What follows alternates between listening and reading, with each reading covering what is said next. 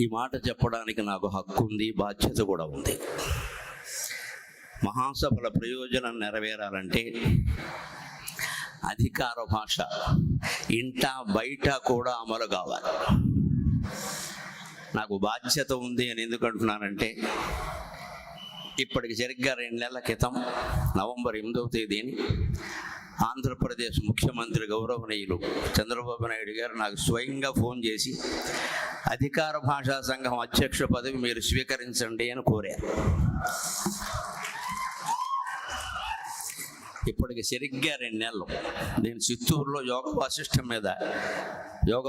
మీద ప్రవచనాలు చెప్తుంటే మధ్యాహ్నం 3 గంటల సమయంలో స్వయంగా ఆయన ఫోన్ చేసి, గరికపాటి వారు మీరంటే మాకు చాలా గౌరవం, మీరు అధికార భాషా సంఘం బాధ్యతలు స్వీకరించండి అని అడిగారు. సరే, అంత పెద్ద ఆయన కోరాక వెంటనే కాదని చెప్పలేము. అవునడానికి చాలా వెనకాల సాధక బాధకాలు చాలా ఉన్నాయి. అవునంటే ఇబ్బంది ఏమిటో పెద్దలందరికీ చాలా తెలుసు, కాదంటే ఇబ్బందులు ఏమిటో నాకు తెలుసు. అందుకని నాకు 48 గంటల సమయం ఇవ్వండి, 2 రోజుల్లో మాకు కుటుంబ సభ్యుల్ని శ్రేయోభిలాషుల్ని ఆలోచించుకొని చెప్తాను అంటే సరేనండి అన్నారు. నేను 24 గంటల్లోనే చెప్పాను. 2 పనులు చేస్తే నేను తప్పకుండా స్వీకరిస్తానండి. అక్కడ చేయవలసింది చాలా ఉంది, కానీ చేయగలిగింది ఏం కనపడడం లేదు. సంఘంలో చేయవలసింది చాలా ఉంది, కానీ చేయగలిగింది ఏం కనపడడం లేదు అని 2 మాటలు వారి కార్యదర్శితోనూ అన్నాను, ఇక్కడ అంటున్నాను. ఈ 2 అమలు జరిగితే అధికార భాషా సంఘం అనేది అవసరమే లేదు. ఆ 2 అమలు కాకపోతే అధికార భాషా సంఘం ఉండి ప్రయోజనం లేదు. ఏమిటా 2 అంటే, 1వ తరగతి నుంచి 5వ తరగతి వరకు నిస్సందేహంగా తెలుగు మాధ్యమమే అమలు కావాలి. అందులో సందేహం ఉండడానికి. కేంద్ర ప్రభుత్వం జాతీయ నూతన విద్యా విధానం ప్రకటించినట్టుగా ఖచ్చితంగా 8వ తరగతి వరకు అని చెప్పారు వారు. మన రాష్ట్రాల్లో ఎల్కేజీ యూకేజీ అనే దిక్కుమాలిన వ్యవస్థ మూసేసి శిశు బాల అరవగానే సరిపోలేదు, ముందు పద్ధతి మార్చుకోండి. ఈ అరిచిన వాళ్ళందరూ కనీసం మీ పిల్లలైనా తెలుగులో చదివించండి చాలు. మీ పిల్లలైనా చదివించండి. అరవడానికి ఆంధ్రుడు ముందు ఉంటాడు, పని చేయాలంటే వెనకాల ఉంటాడు. అందుకని స్పష్టంగా చెబుతున్న మొహమాటం లేకుండా నాకు నెక్కచ్చిగానే మాట్లాడడం అలవాటు, బద్దలు కూడా చెప్పడమే అలవాటు, మొహమాటం వెళ్ళా. 1వ తరగతి నుంచి 5వ తరగతి వరకు ఎల్కేజీ యూకేజీ వ్యవస్థ కూడా తీసిపారేసి శిశు బాల తరగతులు పెట్టి అమ్మా నాన్న అనే మాటలతో, తెలుగు గీతాలతో, వానా వానా వల్లప్ప, అప్పడప్పడ తాండ్ర, ఆవకాయ తాండ్ర లాంటి పాటలతో మొదలైతే తప్ప తెలుగు నిలబడే అవకాశం లేదు. 2వది 1వ తరగతి నుంచి డిగ్రీ వరకు తెలుగుని ప్రథమ భాషగా చేయాలి. దానికి ఏం చేయాలో అది చేయాలి, ఏమి మార్చాలో అవి మార్చాలి. రాజ్యాంగాన్ని 125 సార్లు మార్చిన వాళ్ళకి ఈ పాటి మార్చడం పెద్ద విషయం కాదు. మార్చి ఏప్రిల్ నెలలో తలుచుకుంటే తేలిగ్గా మార్చేయగలం, పెద్ద విషయం కాదు. తప్పనిసరిగా మార్చాలి. తెలుగు ప్రథమ భాష అయితేనే వాడు చదువుతాడు. నువ్వు ద్వితీయ భాష అన్నాక అవకాశం ఇచ్చాక ఏదైనా చదువుతాడు, ఏదైనా చేస్తాడు.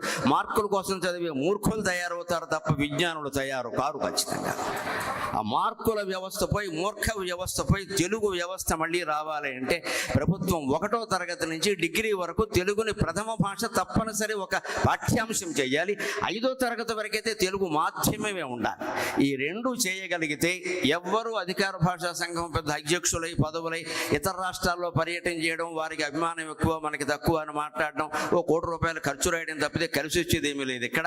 ఇక్కడ హాజరైనటువంటి యువతరం మీద, మహిళల మీద ఆధారపడి ఉంది. అందుకని మీకు నమస్కారం పెట్టి కోరుతున్నా, భాష కోసం ఉద్యమం చేసే రోజు రావాలి. ఖచ్చితంగా భాష కోసం ఉద్యమం చేయాలి. మాకు భాష ముఖ్యం. మీకు ఓట్లు కావాలంటే మా భాషను నిలబెట్టండి, మీకు ఓట్లు కావాలంటే మాధ్యమం మార్చండి, మా పిల్లల్ని తెలుగు మాధ్యమంలోనే చేర్పిస్తాం, మా ఇంట్లో తెలుగే మాట్లాడతాం అనేటువంటి పట్టుదల మీకు రాగలిగితే ఖచ్చితంగా తెలుగు భాష నిలబడుతుంది. ఇంకొక మాట చెప్పి పద్య రూపంలో నేను సెలవు తీసుకుంటాను. భావమ భాషయా తెలుగన్న భావ భావనాంబోధిలో బంగారు నోడలో పయనమగును భావమా తెలుగన్న భాషా వధూ కోటికి పాదార్చనము చేయు పద్మమగును. పద్యమా తెలుగన్న పట్టాభిషిక్తులవు తెలుగు మహారాజుల తేజమగును. పద్యమా తెలుగన్న పట్టాభిషిక్తులవు తెలుగు మహారాజుల తేజమగును. వచనమా తెలుగన్న బండరాళ్లను నైన చెమ్మ పుట్టించడి సేద్యమగును.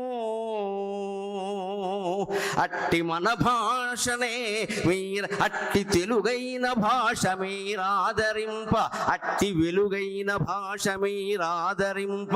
మీకే మేలగు భాషకేమియునుగాదు, మీకే మేలగు భాషకేమియునుగాదు. తెలుగు వెలిగిన బ్రతుకెల్ల వెలుగు నిజము. నా పట్ల అపారమైన గౌరవాన్ని చూపించిన ఆంధ్రప్రదేశ్ ప్రభుత్వానికి కృతజ్ఞతలు నేను తెలియజేసుకుంటూ, దయచేసి ఈ రెండు అమలు చేయండి. ఇందుకోసం సభలో ఉన్న పెద్దలందరూ రాజకీయంగా సాంస్కృతికంగా ఎంత ఒత్తిడి తీసుకురాగలిగితే అంతా తీసుకురండి. ఈ రెండు అమలు చేస్తే అద్భుతమైనటువంటి తెలుగు సామ్రాజ్యాన్ని మనం నన్నయ్య పట్టు రాజరాజ నరేంద్రుడు సంతోషించే విధంగా నిర్మాణం చేసుకుంటాం. అందుకు నా ఈ ప్రసంగం ఏమాత్రం ఉపయోగపడినా నేను ధన్యుణ్ణి. నాకు ఈ 4 మాటలు నేర్పిన మా అమ్మ ధన్యురాలు. స్వస్తి.